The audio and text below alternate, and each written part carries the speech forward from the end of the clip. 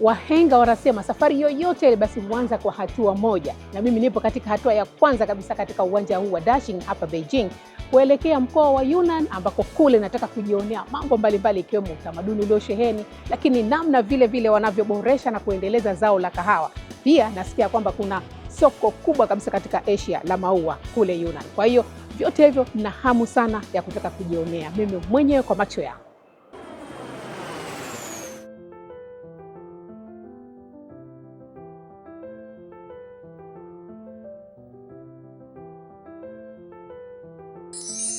Rafiki yangu. Wow, karibu sana. Asante. Za siku umependeza. Maua kwako. Asante sana. Yananukia vizuri. Asante. Maua mazuri sana. Ukija hapa Yunnan, usisahau kuonja kahawa ya Yunnan. Nami nina hamu sana ya kuonja kahawa ya Yunnan. Twende. Haya, twende. Nitakusaidia. Haya, asante.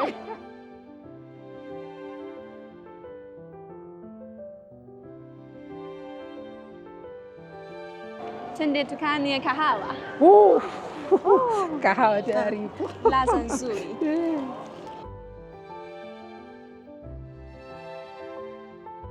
Pili, mkoa wa Yunnan unajulikana sana kwa kahawa yake.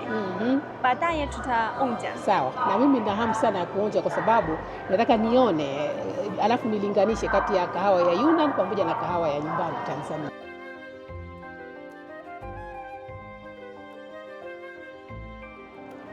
Oh, shishi. Unaweza kuonja kahawa. Tamu sana. Juu yake kuna mchoro. Juu yake kuna mchoro wa kopa ama tunasema moyo. Kweli ni nzuri, ni tamu sana ladha yake.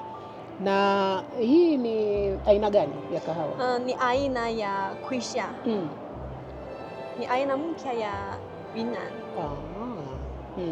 Unaonaje ladha yake? Ladha yake ni tamu. Ladha yake kidogo kuna uchachu, lakini vile vile kuna uchungu fulani, kwa sababu tumezoea kuna kahawa za aina mbili, kuna Arabica na Robusta. Sasa nafikiri hii itakuwa aina mpya na ladha yake kidogo kama ina uchachu. Ndio, ladha yake ni chachu kidogo. Ndio. Baada ya kuonja kikombe cha kahawa cha kwanza, nilipowasili tu uwanja wa ndege wa Kunming, Yunnan, sasa nina matarajio makubwa zaidi na safari hii. Nina hamu ya kujua ni nini hasa kinachofanya Yunnan kuwa maskani maarufu ya kahawa nchini China ndani ya miaka michache tu. Xiaomin ameniambia naweza kupata majibu katika taasisi ya sekta ya kahawa ya Chuo Kikuu cha Kilimo cha Yunnan. Katika taasisi hiyo nimekutana na Bwana Li Hong, naibu mkuu wa chuo kikuu hicho, na hapa amenielezea siri ya mafanikio ya kahawa ya Yunnan.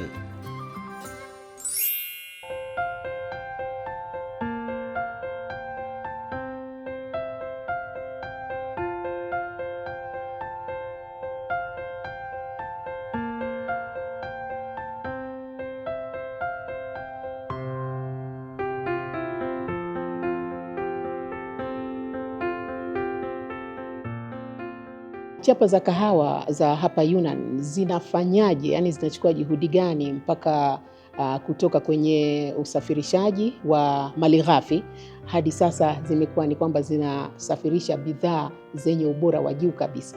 通过科技创新来不断地提升我们原料的品质，同时我们通过科技创新的话呢，来不断地创新丰富我们的咖啡产品，同时的话呢，我们进一步改造我们的原本的加工设备，然后的话呢，培养非常熟练的有专业能力的人才。就我们整一个咖啡产业链的话呢，从原料生豆为主，现在我们到成品，乃至现在我们到纹理融合，我们整一个的话呢，产业链都得大幅度提升。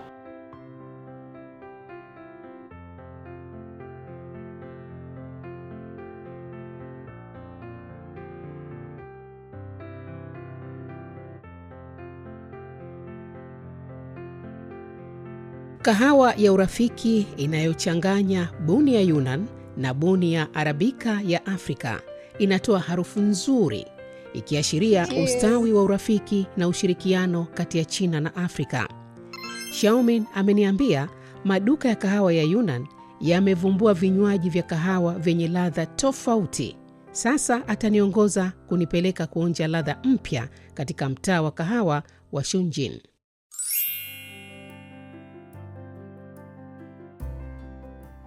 Pili, unaonaje safari yako hapa Kunming? Safari yangu kwa ujumla imezaa matunda. Kwa sababu kabla ya kuja hapa nilikuwa na hamu ya kutaka kujua mambo mengi kuhusiana na Kunming ama kuhusiana na Yunnan kwa ujumla. Na ikija kwenye suala la kahawa, kweli imenifumbua macho, kwa sababu awali nilikuwa najua tu kahawa ile kawaida unakunywa ya moto basi. Lakini baada ya kuja hapa Yunnan, nimegundua kwamba kuna aina mbalimbali za kahawa. Kuna kahawa ya chai, kuna kahawa ndo kama hivi unaweza ukaekewa cream au maziwa, kuna kahawa ya juice, lakini pia kuna pombe ya kahawa. Na kama hii ambayo sasa hivi tunakunywa ni kahawa ambayo imewekwa maua na pia wamepulizia harufu fulani nzuri. Kwa hiyo mbali na kwamba Yunnan ni mkoa ambao unazalisha kahawa kwa wingi, lakini pia wana ubunifu wa kuifanya kahawa kunywewa kwa aina mbalimbali.